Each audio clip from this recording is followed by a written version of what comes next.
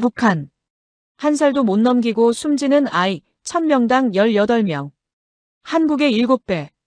대한민국. 합계 출산율 0.72명. 세계 최저. 여성 한 명이 평생 아이 한 명도 낳지 않는다는 뜻입니다.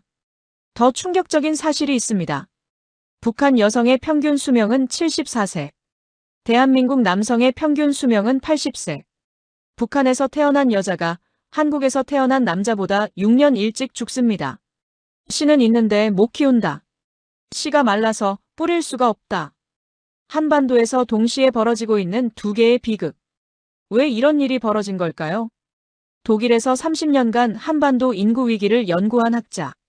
그가 지금 입을 엽니다.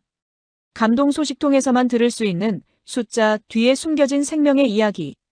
지금 시작합니다. 이야기 시작하기 전에 구독과 좋아요 눌러주시면 더 좋은 영상 제작에 큰 힘이 됩니다. 항상 시청해주셔서 감사합니다. 안녕하세요. 저는 하일리 밀러입니다. 독일에서 태어나 인구학을 공부했고 지금은 은퇴한 연구자입니다. 저는 자식을 키워봤고 지금은 손주 걱정을 하는 세대입니다. 그래서 압니다. 낳는 것보다 지키는 것이 얼마나 어려운지, 그리고 낳을 수 없는 것이 얼마나 두려운 일인지. 1994년 저는 처음으로 한반도 인구 데이터를 손에 쥐었습니다. 그날 밤 저는 잠을 이룰 수 없었습니다.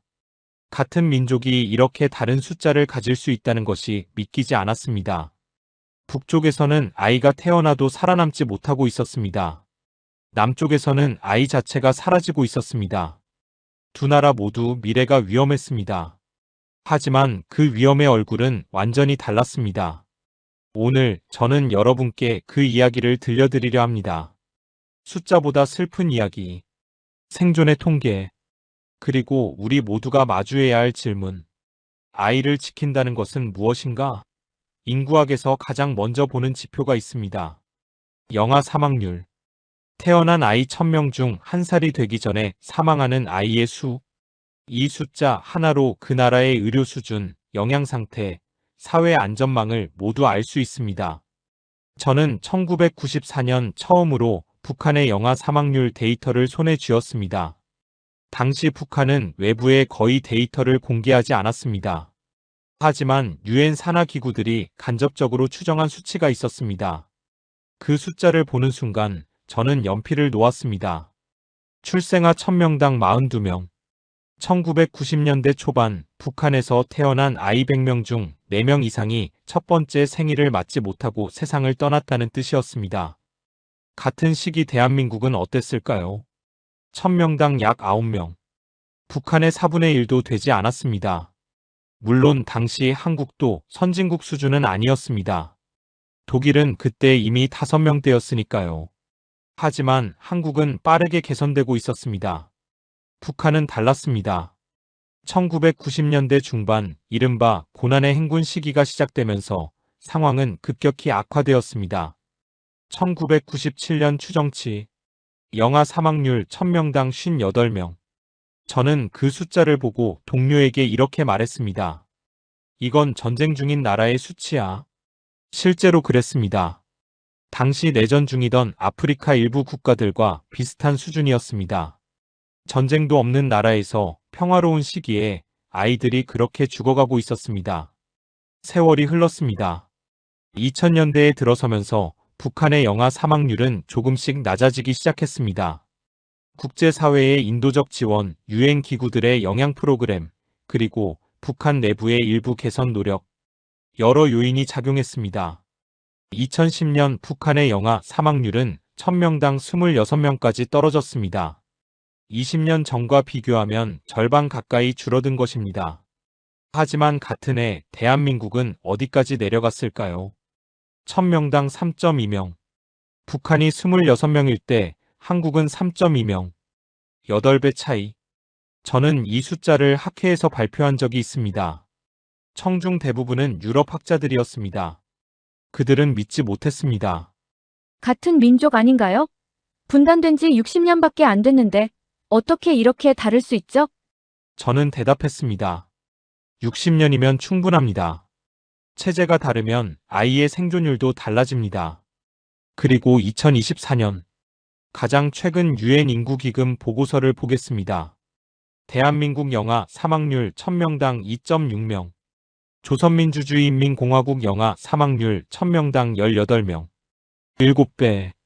30년 전 4배 차이였던 것이 한때 8배까지 벌어졌다가 지금은 7배입니다. 북한이 개선된 것은 사실입니다. 하지만 한국은 더 빠르게 개선되었습니다.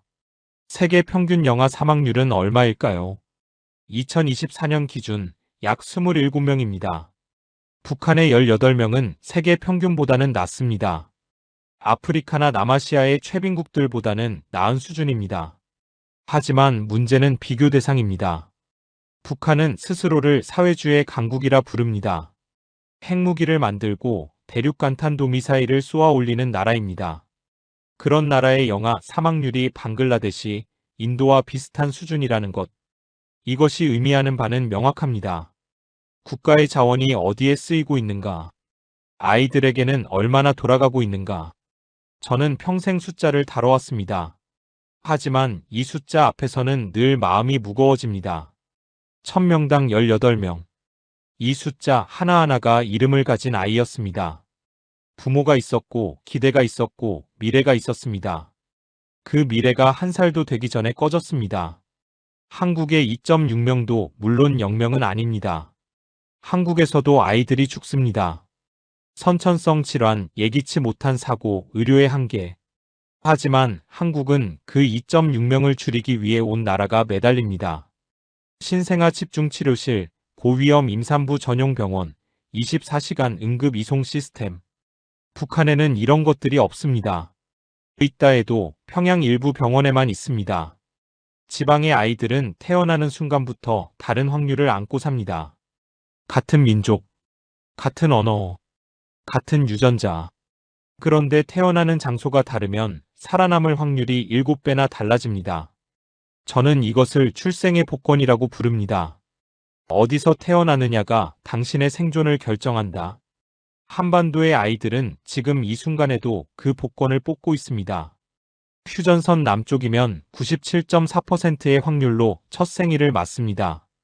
휴전선 북쪽이면 그 확률이 98.2%로 떨어집니다. 1.8% 차이. 작아 보이시나요? 1만 명이 태어나면 180명의 차이입니다. 10만 명이 태어나면 1800명의 차이입니다. 북한에서는 매년 약 30만 명의 아이가 태어납니다. 단순 계산으로 매년 약 5,400명의 아이가 한국이었다면 살았을 목숨입니다. 5,400명. 이것이 숫자의 무게입니다. 영아 사망률은 시작에 불과합니다. 아이가 한 살을 넘겼다고 해서 안심할 수 있는 것이 아닙니다. 그 아이가 얼마나 오래 살 수 있는가? 이것이 진짜 질문입니다. 인구학에서는 이것을 기대수명이라고 부릅니다. 오늘 태어난 아이가 평균적으로 몇 살까지 살 수 있는가를 나타내는 지표입니다. 2024년 기준 대한민국의 기대수명은 83세입니다. 세계에서 손꼽히는 장수 국가입니다. 일본, 스위스, 호주와 어깨를 나란히 합니다. 같은 해 북한의 기대수명은 얼마일까요? 71세. 12년 차이. 같은 민족이 12년을 덜 삽니다. 이 숫자가 어떤 의미인지 설명해 드리겠습니다. 대한민국에서 태어난 아이는 평균적으로 83년을 살 수 있습니다. 초등학교, 중학교, 고등학교를 거쳐 대학을 졸업하고 직장을 다니고 결혼을 하고 자녀를 낳고 그 자녀가 성인이 되는 것을 보고 손주까지 안아볼 수 있습니다. 그리고도 10년 이상 여생이 남습니다. 북한에서 태어난 아이는 71년입니다. 손주를 안아보기 전에 생을 마감할 확률이 훨씬 높습니다. 더 충격적인 사실이 있습니다. 북한 여성의 평균 수명은 약 74세입니다. 북한 남성의 평균 수명은 약 68세입니다. 대한민국 남성의 평균 수명은 80세입니다. 북한 여성이 대한민국 남성보다 6년 일찍 죽습니다. 여성은 일반적으로 남성보다 오래 삽니다. 전 세계 어디서나 마찬가지입니다. 생물학적 이유도 있고 생활 습관의 차이도 있습니다. 그런데 북한에서는 여성조차 한국 남성의 수명을 따라가지 못합니다. 이것은 단순한 의료 문제가 아닙니다. 사회 전체의 문제입니다. 기대 수명은 여러 요인에 의해 결정됩니다. 영양 상태, 의료 접근성, 생활 환경, 노동 강도, 스트레스 수준. 이 모든 것이 복합적으로 작용합니다. 북한의 71세는 이 모든 영역에서 문제가 있다는 증거입니다. 저는 2005년에 한 탈북민 의사를 인터뷰한 적이 있습니다. 그는 함경북도의 한 군 병원에서 10년간 근무했던 사람이었습니다. 그가 저에게 이렇게 말했습니다. 선생님, 북한에서 50대는 노인입니다. 60대까지 살면 장수했다고 합니다. 저는 처음에 과장이라고 생각했습니다. 하지만 데이터를 확인할수록 그의 말이 과장이 아님을 알게 되었습니다. 북한의 기대 수명 71세는 평균입니다. 평양에 사는 고위 간부와 지방의 농민을 모두 합친 평균입니다. 평양의 기대 수명은 아마 75세 이상일 것입니다. 좋은 병원, 좋은 음식, 좋은 주거 환경. 북한에서 가장 많은 자원이 집중된 도시니까요. 그렇다면 지방은 어떨까요? 함경도, 양강도, 자강도 같은 산간 지역. 이곳의 기대 수명은 65세 이하로 추정됩니다. 65세. 1960년대 한국의 기대 수명과 비슷한 수준입니다. 북한의 일부 지역은 지금도 60년 전 한국 수준에서 살고 있다는 뜻입니다.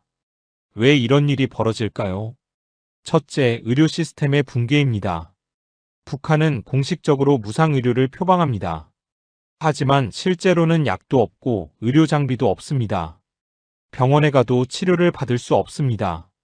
약을 구하려면 장마당에서 비싼 값을 주고 사야 합니다. 둘째, 영양 부족입니다. 북한 주민의 상당수는 만성적인 영양 결핍 상태입니다. 단백질 섭취가 부족하고 비타민이 부족합니다. 이런 상태가 수십 년간 지속되면 수명이 짧아질 수밖에 없습니다. 셋째, 노동 환경입니다. 북한에서는 많은 사람들이 과중한 육체 노동에 시달립니다. 탄광, 건설 현장, 농장. 안전 장비 없이, 충분한 휴식 없이 일합니다. 산업재해로 죽거나 다치는 사람이 많습니다. 넷째, 정신적 스트레스입니다. 감시, 통제, 불안. 내일을 예측할 수 없는 삶. 이런 스트레스가 누적되면 몸도 망가집니다. 이 네 가지가 복합적으로 작용해서 12년의 차이를 만들어냅니다. 12년. 이 시간 동안 무엇을 할 수 있을까요? 손주의 초등학교 입학을 볼 수 있습니다. 자녀의 결혼 10주년을 축하할 수 있습니다. 오래된 친구와 다시 만나 추억을 나눌 수 있습니다. 읽고 싶었던 책을 읽고 가보고 싶었던 곳을 갈 수 있습니다. 북한 사람들은 22년을 빼앗기고 있습니다. 그들이 선택한 것이 아닙니다. 그저 그곳에서 태어났다는 이유만으로. 저는 가끔 생각합니다. 만약 1945년에 한반도가 분단되지 않았다면, 만약 같은 체제 아래서 같은 발전을 했다면, 지금 북한 지역 사람들도 83세까지 살 수 있었을 것입니다. 하지만 역사는 그렇게 흘러가지 않았습니다. 휴전선 하나가 12년의 수명 차이를 만들었습니다. 그리고 이 차이는 좁혀지지 않고 있습니다. 1990년대 남북한 기대 수명 차이는 약 8년이었습니다. 2000년대에는 10년으로 벌어졌습니다. 2020년대에는 12년이 되었습니다. 한국이 빠르게 수명을 늘리는 동안 북한은 제자리 걸음을 하고 있습니다. 60대까지 살면 장수했다고 합니다. 그 탈북민 의사의 말이 아직도 귓가에 맴돕니다. 아이의 운명은 태어나기 전에 이미 결정됩니다. 이 말이 너무 가혹하게 들리실 수 있습니다. 하지만 인구학과 의학은 이것을 증명합니다. 임신 중 어머니의 영양 상태. 이것이 아이의 평생을 좌우합니다. 임신한 여성이 충분한 영양을 섭취하지 못하면 어떤 일이 벌어질까요? 태아는 성장에 필요한 영양소를 얻지 못합니다. 뇌 발달이 더뎌집니다. 장기 형성이 불완전해집니다. 면역 체계가 약해집니다. 그리고 이 아이는 저체중으로 태어납니다. 세계보건기구는 출생 시 체중이 2.5kg 미만인 경우를 저체중아로 분류합니다. 저체중아는 정상 체중아에 비해 사망 위험이 훨씬 높습니다. 살아남더라도 평생 건강 문제를 안고 살 확률이 높습니다. 대한민국의 저체중아 출생 비율은 약 6%입니다. 100명 중 6명. 이것도 선진국 중에서는 높은 편입니다. 한국 여성들의 과도한 다이어트 문화, 늦은 출산 연령 등이 원인으로 지목됩니다. 북한은 어떨까요? 정확한 통계는 공개되지 않습니다. 하지만 유엔 기구들의 현지 조사와 탈북민 증언을 종합하면 약 15에서 20% 사이로 추정됩니다. 100명 중 15명에서 20명. 한국의 3배가 넘습니다. 왜 이런 일이 벌어지는 걸까요? 북한의 임산부들은 만성적인 영양 부족 상태에 있습니다. 쌀이 부족합니다. 고기는 명절에나 먹습니다. 우유는 구하기 어렵습니다. 신선한 채소와 과일도 계절에 따라 극히 제한적입니다. 임신했다고 해서 특별히 더 먹을 수 있는 것이 아닙니다. 배급은 모든 사람에게 똑같이 부족합니다. 저는 2010년에 유엔 세계 식량 계획의 보고서를 분석한 적이 있습니다. 당시 북한을 방문한 조사단이 기록한 내용 중에 이런 것이 있었습니다. 한 임산부가 조사단에게 이렇게 말했다고 합니다. 하루에 옥수수죽 한 그릇이 전부입니다. 아이에게 미안합니다. 옥수수죽 한 그릇. 단백질도 없고 철분도 없고 칼슘도 없습니다. 이런 식사로 건강한 아이를 낳을 수 없습니다. 영양 부족은 임산부만의 문제가 아닙니다. 그 임산부도 어렸을 때 영양 부족 상태에서 자랐습니다. 그녀의 어머니도 마찬가지였습니다. 이것을 학계에서는 영양 결핍의 세대 간 전이라고 부릅니다. 한 세대의 영양 부족이 다음 세대로 또 다음 세대로 이어지는 현상입니다. 북한은 1990년대 대기근 이후 이 악순환에 빠져 있습니다. 30년이 지났지만 아직도 그 굴레에서 벗어나지 못하고 있습니다. 출생 환경도 문제입니다. 대한민국에서 아이를 낳는다고 생각해 보십시오. 산부인과에서 정기 검진을 받습니다. 초음파로 태아의 상태를 확인합니다. 이상이 발견되면 즉시 조치를 취합니다. 출산 시에는 분만실에서 전문 의료진이 대기합니다. 응급 상황이 발생하면 제왕절개 수술을 할 수 있습니다. 아이가 태어난 후에는 신생아실에서 관리를 받습니다. 문제가 있으면 신생아 중환자실로 옮겨집니다. 이 모든 과정이 당연하게 느껴지실 것입니다. 하지만 이것은 당연한 것이 아닙니다. 수십 년간 축적된 의료 인프라와 투자의 결과입니다. 북한에서 아이를 낳는 것은 완전히 다른 경험입니다. 정기검진은 형식적입니다. 초음파 기계는 평양의 일부 병원에만 있습니다. 지방에서는 의사가 손으로 배를 만져보는 것이 검진의 전부입니다. 출산은 대부분 집에서 이루어집니다. 병원에 가더라도 의약품이 없습니다. 수술이 필요해도 할 수 없는 경우가 많습니다. 정전이 잦아서 수술 중에 전기가 나가기도 합니다. 탈북민 산모의 증언에 따르면 지방병원에서는 소독약 대신 소금물을 쓴다고 합니다. 주사기를 여러 번 재사용한다고 합니다. 장갑도 없이 분만을 돕는 경우가 많다고 합니다. 이런 환경에서 아이를 낳는다는 것, 그것은 도박과 같습니다. 운이 좋으면 살고 운이 나쁘면 죽습니다.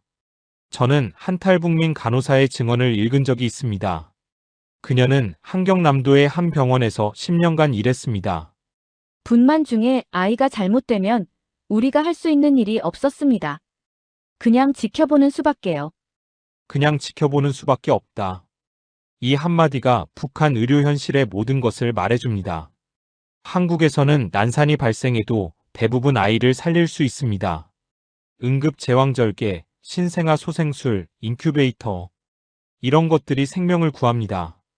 북한에서는 이런 장비와 기술이 없습니다. 있어도 평양에만 있습니다.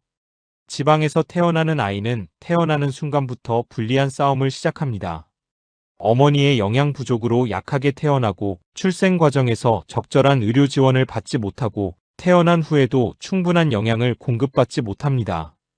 이 아이들에게 공정한 출발선은 없습니다. 같은 하늘 아래 같은 민족의 아이인데 태어나는 장소가 다르다는 이유만으로 생존의 확률이 이렇게 달라집니다. 저는 이것을 침묵의 비극이라고 부릅니다. 뉴스에 나오지 않습니다. 누구도 관심을 갖지 않습니다. 하지만 매일 매시간 이 비극은 계속되고 있습니다. 북한은 이렇게 말합니다. 아이를 낳으면 국가가 키운다. 이것은 북한 체제의 자랑 중 하나입니다. 무상교육, 무상보육. 부모가 일하러 가면 국가가 아이를 돌봐준다. 사회주의의 우월성을 보여주는 증거라고 선전합니다. 하지만 현실은 어떨까요? 저는 수십 년간 북한 교육 시스템에 관한 자료를 수집해왔습니다. 공식 문서, 탈북민 증언, 국제기구 보고서. 이 모든 것을 종합하면 하나의 결론에 도달합니다. 국가가 키운다는 말은 선전에 불과합니다. 북한의 보육 시스템부터 살펴보겠습니다.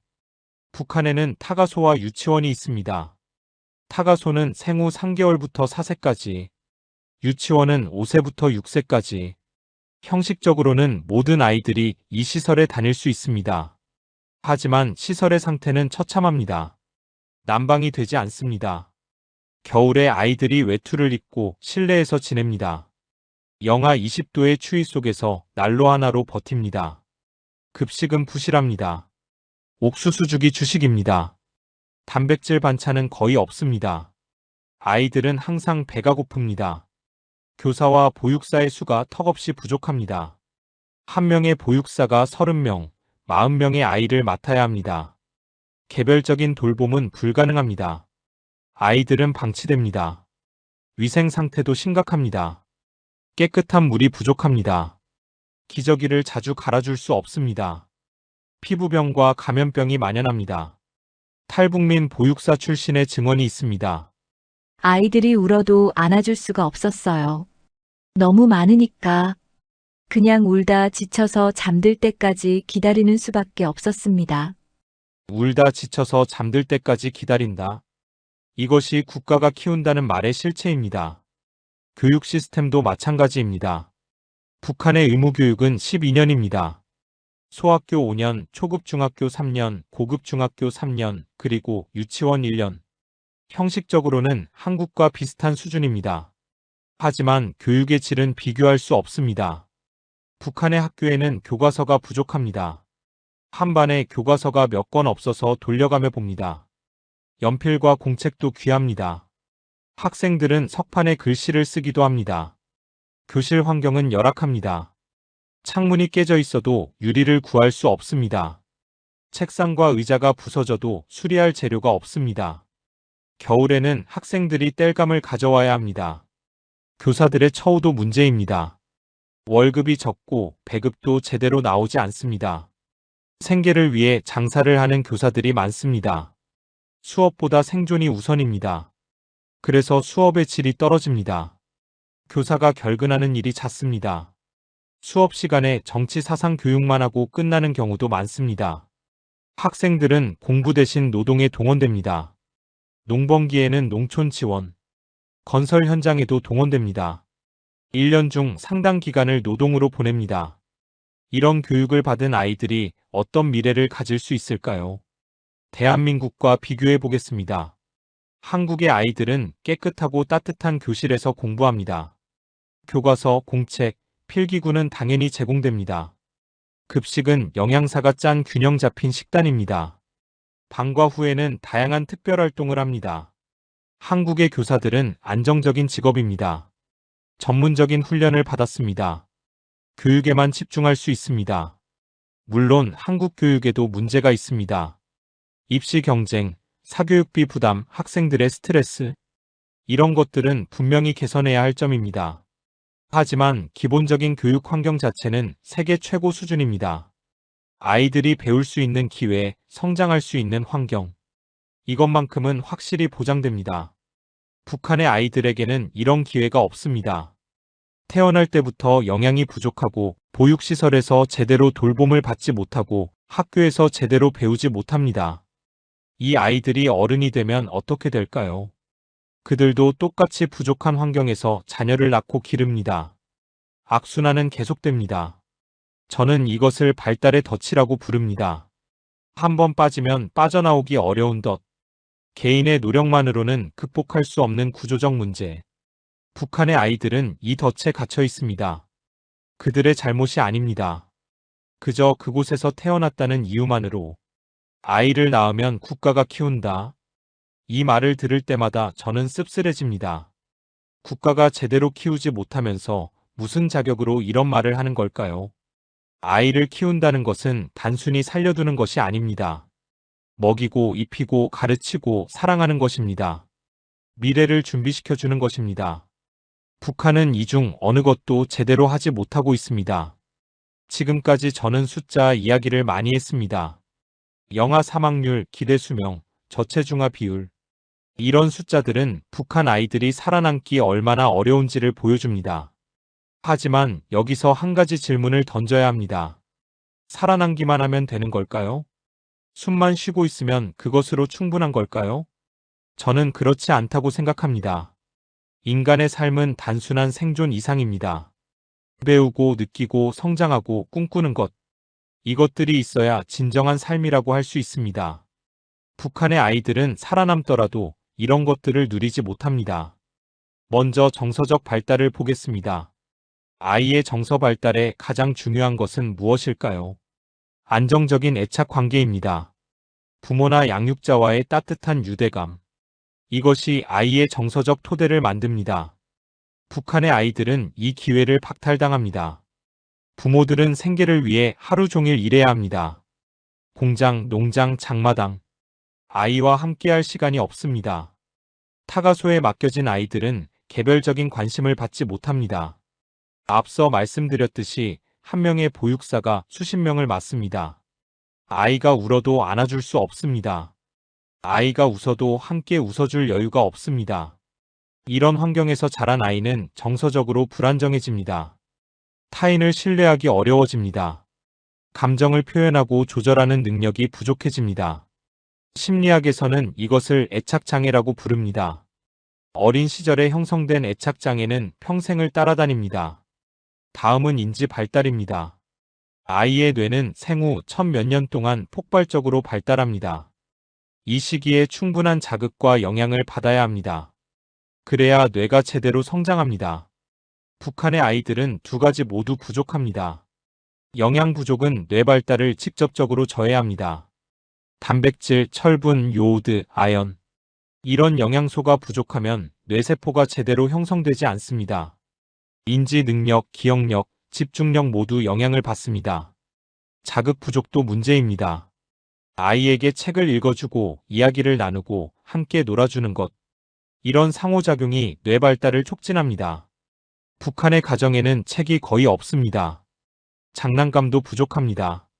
부모는 너무 지쳐서 아이와 놀아줄 기력이 없습니다. 이런 환경에서 자란 아이는 학습 능력이 떨어집니다.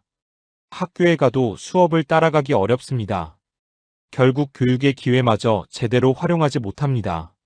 세계보건기구는 이런 상태를 발달 지체라고 부릅니다.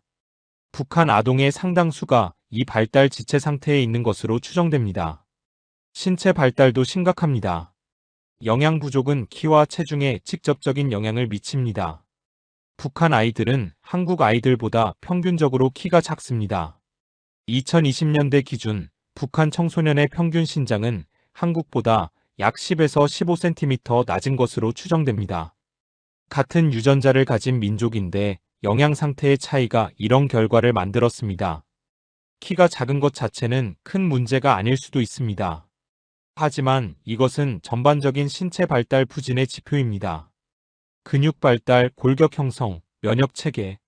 모든 것이 함께 영향을 받습니다. 이런 아이들은 성인이 되어서도 건강 문제를 안고 삽니다. 만성 질환에 취약합니다. 노동 능력도 떨어집니다. 저는 2015년에 한 국제 학술 대회에서 발표를 했습니다. 북한 아동 발달에 관한 연구였습니다. 발표가 끝난 후 한 한국인 학자가 제게 다가왔습니다. 그는 탈북 청소년들을 연구하는 분이었습니다. 그가 이렇게 말했습니다. 선생님, 탈북 청소년들을 만나보면 압니다. 몸은 15살인데 발달 상태는 10살 수준인 아이들이 많습니다. 몸은 15, 발달은 10살. 5년의 격차. 이것이 북한 체제가 아이들에게 남긴 상처입니다. 이 아이들이 한국에 와서 적응하는 것은 쉽지 않습니다. 학교 수업을 따라가기 어렵습니다. 또래 관계를 형성하기 힘듭니다. 정서적으로 불안정합니다. 물론 많은 탈북 청소년들이 놀라운 회복력을 보여줍니다. 적응하고 배우고 성장합니다. 하지만 그 과정은 험난합니다. 그리고 모든 아이가 그 기회를 얻는 것은 아닙니다. 북한에 남아있는 수백만 명의 아이들, 그들에게는 기회조차 없습니다. 살아남는 것, 그것만으로도 대단한 일입니다. 하지만 그것으로 충분하지 않습니다. 아이는 단순히 살아있는 존재가 아닙니다. 성장하는 존재입니다. 배우는 존재입니다. 꿈꾸는 존재입니다. 북한의 아이들은 이 모든 것을 박탈당하고 있습니다. 숨은 쉬고 있지만 진정한 의미의 삶을 살지 못하고 있습니다. 이것이 제가 생존만으로는 충분하지 않다고 말하는 이유입니다. 출산율이 높다고 자랑할 일이 아닙니다. 아이를 낳는 것보다 중요한 것은 그 아이를 제대로 키우는 것입니다. 북한은 아이를 낳습니다. 하지만 키우지 못합니다. 씨는 뿌리지만 싹을 틔우지 못합니다. 이제 시선을 남쪽으로 돌려보겠습니다. 대한민국. 저는 1998년에 처음 한국을 방문했습니다. IMF 외환위기 직후였습니다. 나라 전체가 어려운 시기였습니다. 하지만 저는 한국의 병원을 방문하고 놀랐습니다. 위기 속에서도 의료 시스템은 작동하고 있었습니다. 아이들은 보호받고 있었습니다. 그로부터 25년이 흘렀습니다. 지금 한국의 아동 보호 시스템은 세계 최고 수준입니다. 의료부터 보겠습니다. 한국의 영아 사망률 2.6명. 이 숫자가 어떻게 가능한지 아십니까? 전국 어디서든 30분 이내에 응급 의료 서비스를 받을 수 있습니다. 119에 전화하면 구급차가 출동합니다. 헬기 이송도 가능합니다. 신생아 집중치료실이 전국에 분포해 있습니다.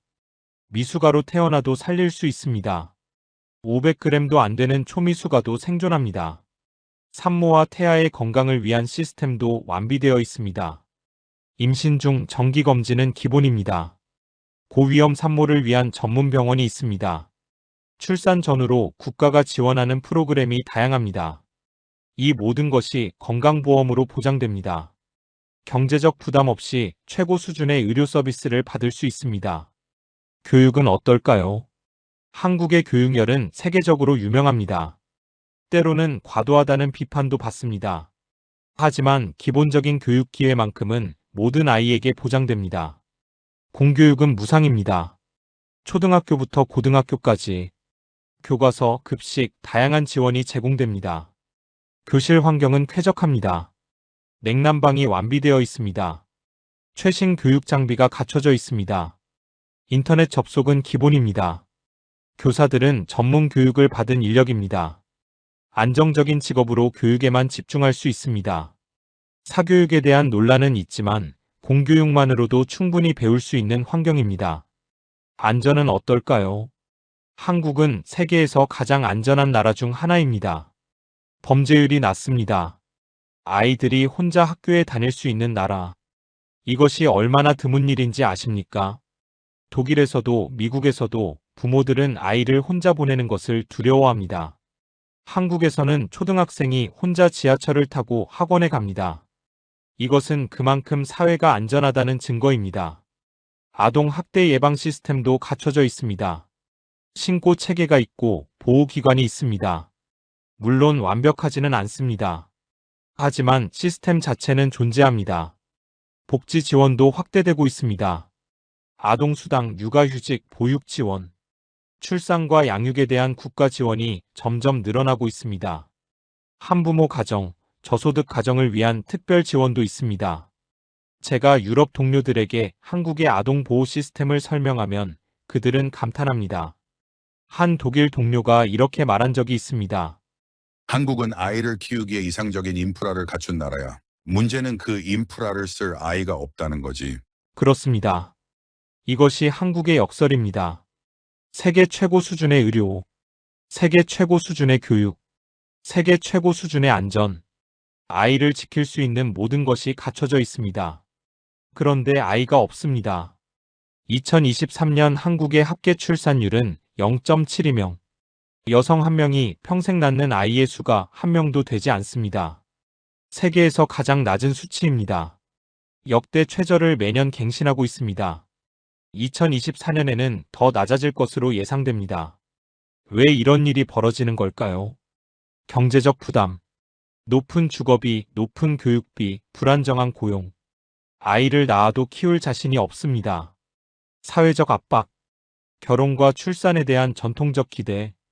하지만 현실은 그 기대를 충족시키기 어렵습니다. 가치관의 변화, 개인의 삶을 중시하는 젊은 세대, 아이 없이도 행복할 수 있다는 생각. 이 모든 요인이 복합적으로 작용합니다. 저는 이것을 풍요의 역설이라고 부릅니다. 가난한 나라에서는 아이가 자산입니다. 노동력이고 노후 보장입니다. 그래서 많이 낳습니다. 부유한 나라에서는 아이가 비용입니다. 시간, 돈, 에너지를 쏟아부어야 합니다. 그래서 적게 낳거나 아예 낳지 않습니다. 한국은 이 역설의 극단에 있습니다. 북한은 아이를 낳지만 지킬 수 없습니다. 한국은 아이를 지킬 수 있지만 낳지 않습니다. 두 나라 모두 위기입니다. 하지만 위기의 성격이 다릅니다. 북한의 위기는 질의 위기입니다. 아이가 태어나도 제대로 자라지 못합니다. 한국의 위기는 양의 위기입니다. 아이 자체가 태어나지 않습니다. 어느 쪽이 더 심각한지 묻는다면 저는 대답하기 어렵습니다. 둘 다 심각합니다. 둘 다 그 사회의 미래를 위협합니다. 다만 한 가지는 확실합니다. 한국은 아이를 지킬 수 있는 나라입니다. 그 능력은 이미 증명되었습니다. 문제는 그 능력을 발휘할 대상이 사라지고 있다는 것입니다. 저는 30년간 한반도를 연구해 왔습니다. 수천 페이지의 보고서를 읽었습니다. 수백 명의 전문가를 만났습니다. 수십 번 한국을 방문했습니다. 그 모든 시간 동안 저는 하나의 질문과 씨름해 왔습니다. 한반도의 미래는 어디로 가는가? 이제 그 질문에 대한 저의 결론을 말씀드리겠습니다. 북한 아이가 많이 태어납니다. 하지만 살아남기 어렵습니다. 살아남아도 제대로 자라기 어렵습니다. 자라도 배우기 어렵습니다. 배워도 꿈꾸기 어렵습니다. 영아 사망률 7배, 기대 수명 12년 차이, 영양실조, 발달 지체, 교육 결핍. 이것이 북한 아이들의 현실입니다. 씨는 뿌려집니다. 하지만 싹이 트지 못합니다. 싹이 터도 자라지 못합니다. 자라도 꿈피지 못합니다. 한국. 아이를 지킬 수 있는 모든 것이 갖춰져 있습니다. 세계가 부러워하는 의료 시스템. 세계가 인정하는 교육 환경. 세계가 놀라는 안전한 사회. 아이 한 명 한 명을 소중히 키울 수 있는 나라. 태어나면 97% 이상이 건강하게 첫 생일을 맞는 나라. 원하는 만큼 배우고 성장할 수 있는 나라. 하지만 그 아이가 없습니다. 합계 출산율 0.72명. 세계 최저. 역사상 유례가 없는 수치. 씨앗 자체가 사라지고 있습니다. 뿌릴 씨가 없습니다. 기름진 땅이 있어도 소용이 없습니다. 두 개의 비극이 한반도에서 동시에 진행되고 있습니다. 북쪽에서는 아이들이 죽어가고 있습니다. 남쪽에서는 아이들이 태어나지 않고 있습니다. 저는 2023년 베를린에서 열린 국제인구학회에서 이 연구를 발표했습니다. 발표가 끝난 후 객석에서 한 질문이 나왔습니다. 밀러 교수님, 두 위기 중 어느 쪽이 더 심각합니까? 저는 잠시 침묵했습니다. 그리고 이렇게 대답했습니다. 씨가 말라도 문제입니다. 심어도 못 자라도 문제입니다. 둘 다 같은 결과로 귀결됩니다. 미래가 사라지는 겁니다. 그날 밤 저는 호텔 방에서 오래 생각했습니다. 한반도. 같은 언어, 같은 역사, 같은 유전자. 70년 전까지는 한 나라였습니다. 그런데 지금은 완전히 다른 세계가 되었습니다. 한쪽은 아이가 죽어가고 한쪽은 아이가 태어나지 않습니다. 이것이 분단의 비극입니다. 단순히 가족이 헤어진 것만이 아닙니다. 미래 세대 자체가 갈라진 것입니다. 하지만 저는 희망을 완전히 버리지 않습니다. 왜냐하면 한국이 증명했기 때문입니다. 한국은 50년 전만 해도 가난한 나라였습니다. 영아 사망률이 높았습니다. 기대 수명이 짧았습니다. 북한과 큰 차이가 없었습니다. 하지만 한국은 변했습니다. 놀라운 속도로 발전했습니다. 세계가 경이로워한 기적을 이뤄냈습니다. 지금 한국은 아이를 지킬 수 있는 나라가 되었습니다. 그 능력은 의심의 여지가 없습니다. 문제는 그 능력을 발휘할 대상을 다시 만들어내는 것입니다. 쉽지 않은 과제입니다. 어쩌면 경제 발전보다 더 어려운 과제일 수 있습니다. 하지만 불가능하지는 않습니다. 한국은 불가능을 가능으로 바꿔온 나라입니다. 한강의 기적, 반도체 강국, K문화의 세계적 확산, 아무도 예상하지 못했던 일들을 해냈습니다. 저출산 문제도 해결할 수 있습니다. 방법을 찾을 수 있습니다. 한국인들은 그런 민족입니다. 저는 한국의 저력을 믿습니다. 그리고 언젠가 한반도 전체가 아이들을 제대로 키울 수 있는 날이 오기를 바랍니다. 북쪽의 아이들도 남쪽의 아이들처럼 보호받는 날, 그날이 반드시 오기를 바랍니다. 씨가 마르지 않고 심은 씨가 잘 자라고 그 싹이 꽃을 피우고 그 꽃이 열매를 맺는 그런 한반도를 꿈꿉니다. 세계는 한국을 지켜보고 있습니다. 한국이 이 위기를 어떻게 극복하는지, 그것이 다른 나라들에게도 희망이 될 것입니다. 한국만이 해낼 수 있는 또 하나의 기적. 저는 그것을 기다리고 있습니다. 인구학자들은 미래를 예측하는 사람들입니다. 우리는 숫자를 보고 앞으로 무슨 일이 벌어질지 추정합니다. 물론 예측이 항상 맞는 것은 아닙니다. 하지만 인구 추세만큼은 비교적 정확하게 예측할 수 있습니다. 왜냐하면 인구는 천천히 변하기 때문입니다. 오늘 태어난 아이가 노동력이 되려면 20년이 걸립니다. 오늘의 출산율이 30년 후의 사회를 결정합니다. 저는 지금 두 개의 미래를 봅니다. 먼저 북한의 미래입니다. 현재 추세가 계속된다면 어떻게 될까요? 영아 사망률은 천천히 개선될 수 있습니다. 국제사회의 인도적 지원이 계속된다면. 하지만 근본적인 문제는 해결되지 않을 것입니다. 영양 부족은 계속될 것입니다. 의료 시스템의 붕괴는 지속될 것입니다. 교육의 질은 낮은 상태로 머물 것입니다. 이것은 무엇을 의미할까요? 20년 후, 30년 후 북한의 노동력은 심각하게 손상될 것입니다. 어린 시절 영양 부족과 발달 지체를 겪은 세대가 사회의 주축이 됩니다. 생산성이 낮고 건강 문제가 많은 노동력, 경제 발전은 더욱 어려워질 것입니다. 악순환은 계속될 것입니다. 물론 변수는 있습니다. 체제 변화, 개혁, 개방, 통일. 이런 것들이 일어나면 상황은 달라질 수 있습니다. 하지만 현재 상태가 유지된다면 북한의 미래는 어둡습니다. 다음은 한국의 미래입니다. 현재 출산율이 계속된다면 어떻게 될까요? 2050년. 한국의 인구는 급격히 줄어들기 시작합니다. 현재 5,100만 명에서 4천만 명대로 떨어집니다. 더 심각한 것은 인구 구조입니다. 노인 인구 비율이 40%에 육박합니다. 세계에서 가장 늙은 나라가 됩니다. 생산 가능 인구는 급감합니다. 일할 사람이 없습니다. 세금 낼 사람이 없습니다. 연금을 받을 사람은 많은데 연금을 낼 사람은 적습니다. 경제는 위축됩니다. 복지 시스템은 붕괴 위기에 처합니다. 사회 전체가 늙어갑니다. 2070년이 되면 더 심각해집니다. 인구가 3천만 명대로 떨어질 수 있습니다. 지방 도시들은 텅 비어갑니다. 학교가 문을 닫습니다. 병원이 사라집니다. 이것은 과장이 아닙니다. 통계청의 공식 추계입니다. 물론 이것도 변수가 있습니다. 출산율이 반등한다면, 이민 정책이 확대된다면, 기술 발전이 노동력 부족을 보완한다면 상황은 달라질 수 있습니다. 하지만 지금 당장 변화가 시작되어야 합니다.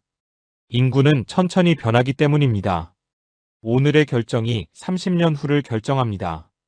저는 양쪽 미래 모두 우려됩니다. 북한은 아이들이 제대로 자라지 못해서 미래가 어둡습니다. 한국은 아이들이 태어나지 않아서 미래가 불안합니다. 결국 두 가지 모두 같은 결론으로 귀결됩니다. 다음 세대가 준비되지 않으면 미래는 없습니다. 하지만 저는 한국에 대해서는 조심스러운 낙관을 가지고 있습니다. 왜냐하면 한국은 문제를 인식하고 있기 때문입니다.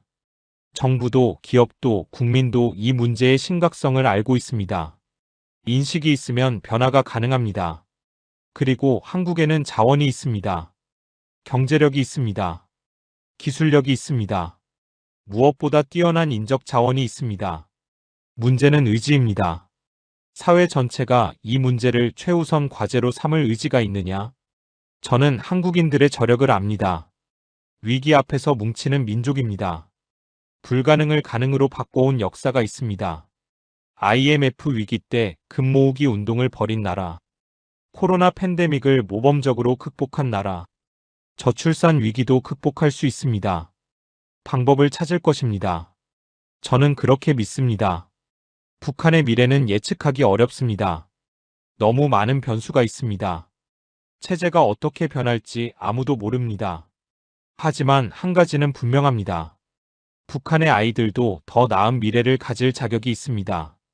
같은 민족, 같은 언어, 같은 역사를 공유하는 아이들입니다.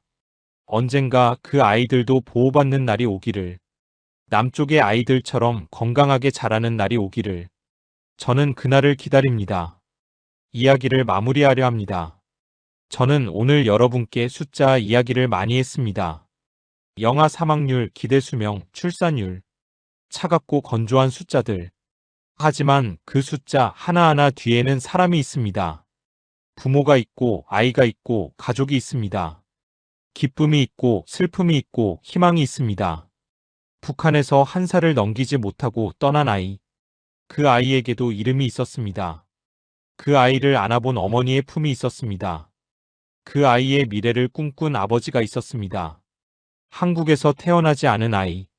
그 아이는 존재하지 않지만 어쩌면 존재할 수 있었습니다. 누군가의 아들, 누군가의 딸이 될 수 있었습니다. 누군가의 손주가 될 수 있었습니다. 숫자는 차갑지만 그 의미는 뜨겁습니다. 저는 30년간 인구학을 연구했습니다. 그 시간 동안 깨달은 것이 있습니다. 인구 문제는 결국 사랑의 문제라는 것. 아이를 낳는 것은 사랑입니다. 아이를 키우는 것은 사랑입니다. 아이를 지키는 것은 사랑입니다.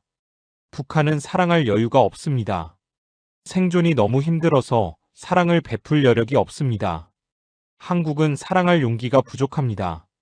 미래가 불안해서 새 생명을 맞이할 용기가 나지 않습니다. 하지만 사랑 없이는 미래도 없습니다.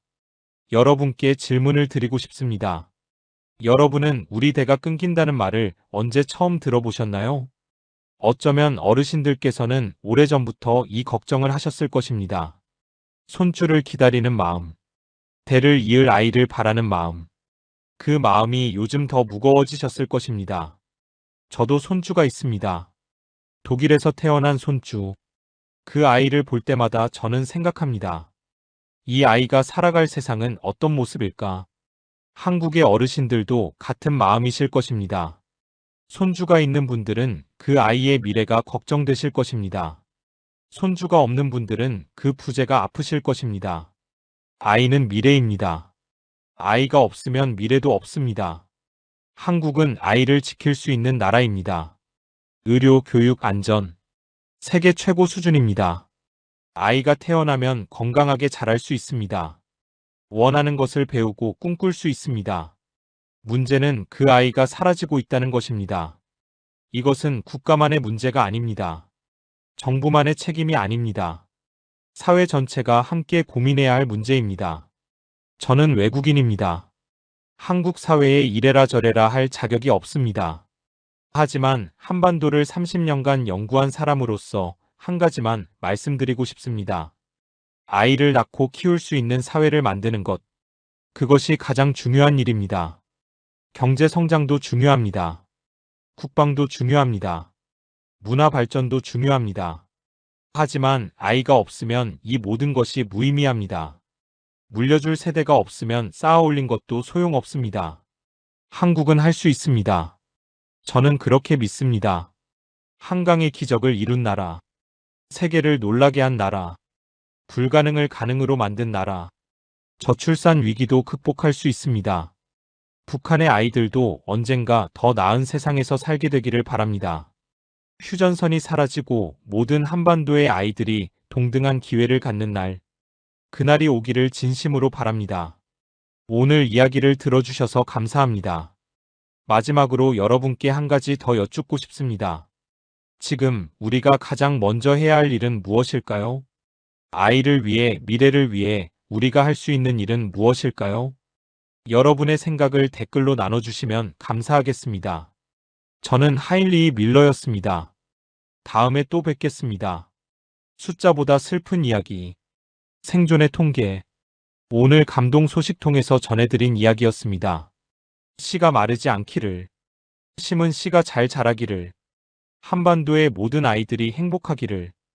구독과 좋아요, 알림 설정까지 부탁드립니다. 여러분의 관심이 더 좋은 이야기를 만듭니다. 감동 소식통이었습니다. 감사합니다.